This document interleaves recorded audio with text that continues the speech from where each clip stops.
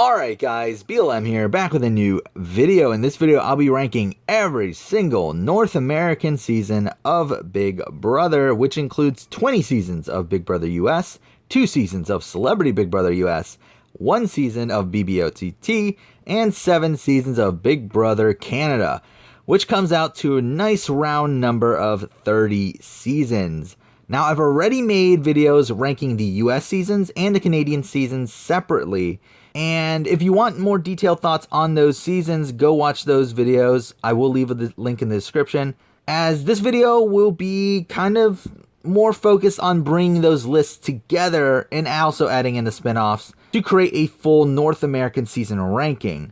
I'm kind of expecting you to have already watched the previous 2 videos, as this video will spoil my rankings for those previous videos, and to be honest, I'm going to skim through a lot of seasons, as again, I've already talked about them. Now, I will give RHAP a lot of credit for giving me the idea for this video. I was initially going to leave it as it was, but after listening to their podcast, it kind of made me like, I kind of think it'll be interesting to put these 2 lists together, and because there was a solid 30 seasons, I thought, you know, let's do it now. So obviously BB21 will not be included in this video, as it's currently not finished yet, and also be prepared for spoilers for most of these seasons. And to be honest, actually some of these rankings will be slightly different from what they were in the original videos, as since I've done those videos, I've rewatched a couple seasons, I've reevaluated a couple seasons, so there might be some differences here. So with that out of the way, let's get started. So starting off here at number 30, I still have Big Brother 1 at the bottom of the list. I think it'll always be here, so let's just move on. So at number 29, we actually have our first season that I haven't talked about yet, and that is Celebrity Big Brother 2. My opinion on this season has really soured as time has gone on. Whenever I think of this season, I just think of the cloud of ugliness that happened, with all the hostility and terrible behavior throughout the back 2/3 of the season. I mean, the Scaramucci twist was just terrible.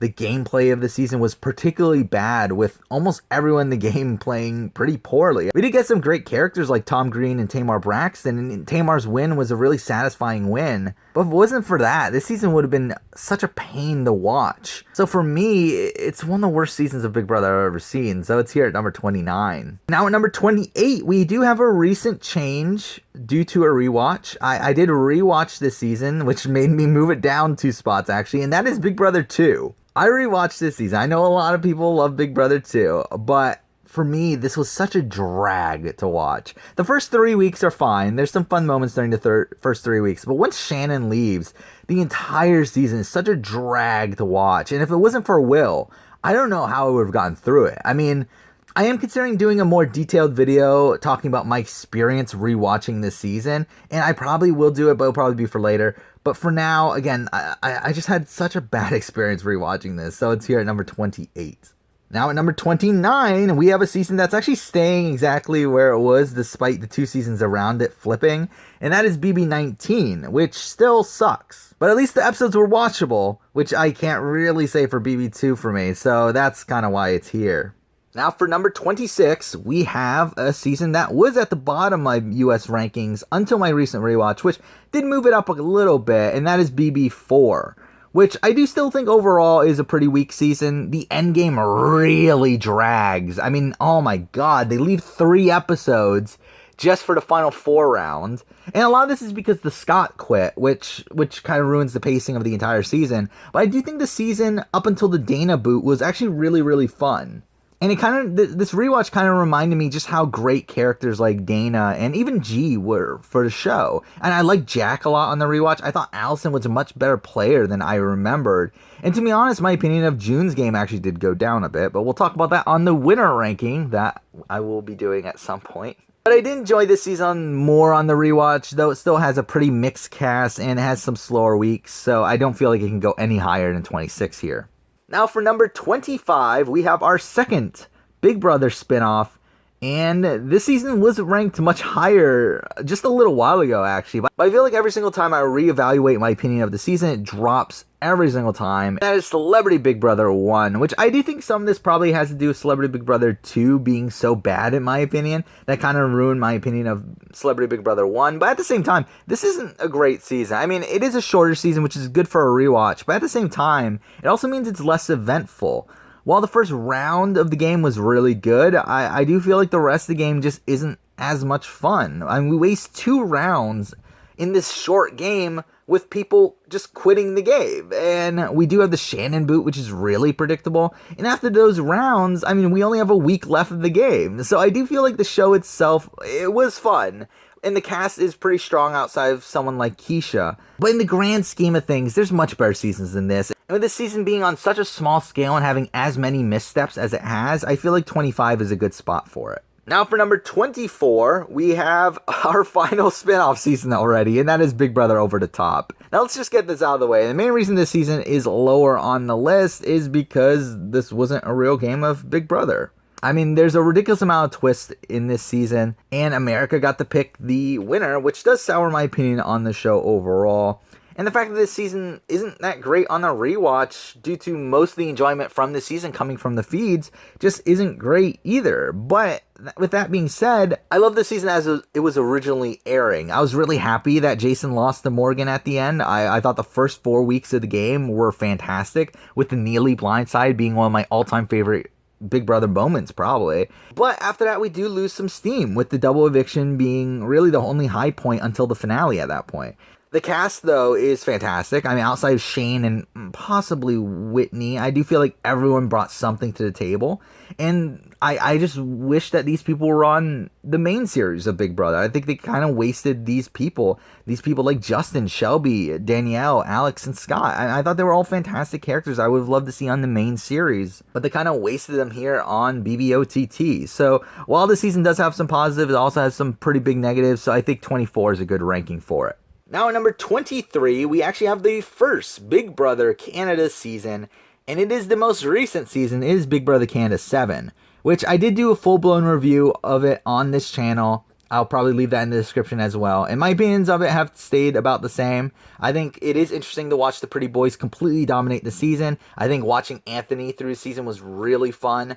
But overall, outside the Pretty Boys and I guess Sam, the cast is pretty forgettable. And outside the final 5, most of the rounds of the game were pretty meh as well. So I have it ranked here at number 23.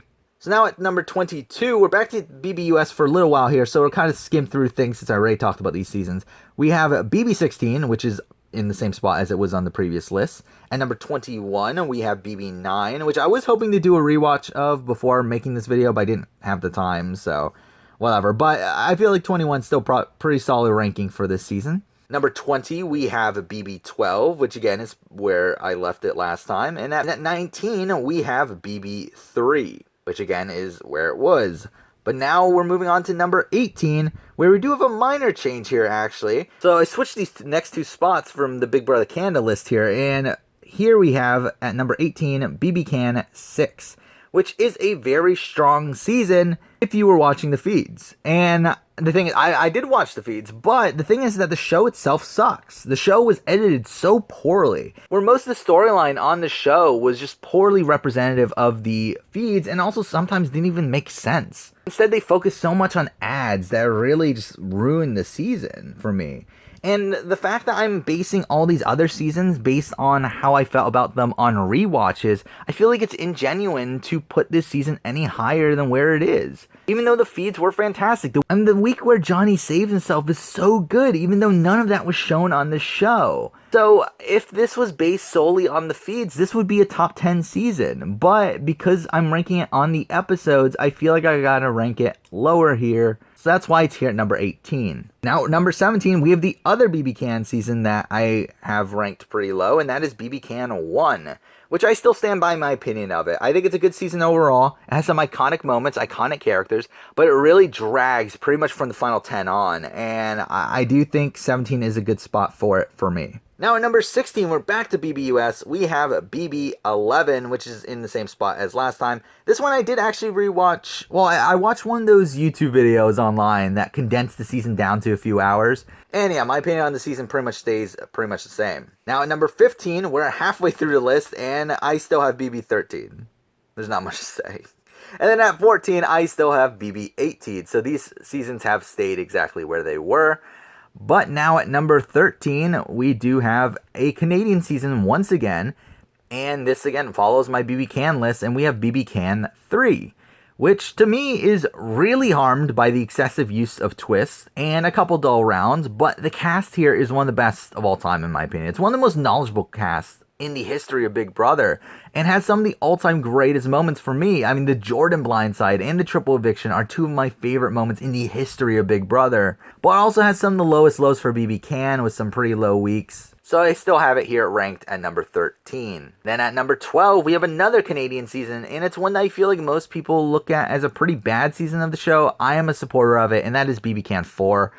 I do think the pre-jury phase of this season is incredible. I mean, it's one of the best pre-jury phases in the history of the show. But the season does lose some steam after Mitch leaves. But I do think from the double eviction on, I thought it was fun again. I think the double eviction has so many fun moments. I do think it is kind of fun to watch Tim and Cassandra navigate their way through the endgame and pretty much fail. But the cast here is still pretty mixed, and the middle stretch isn't great. So I do feel like number 12 is a pretty good spot for this season. Now for number 11, we have the next BBUS season, which is BB5.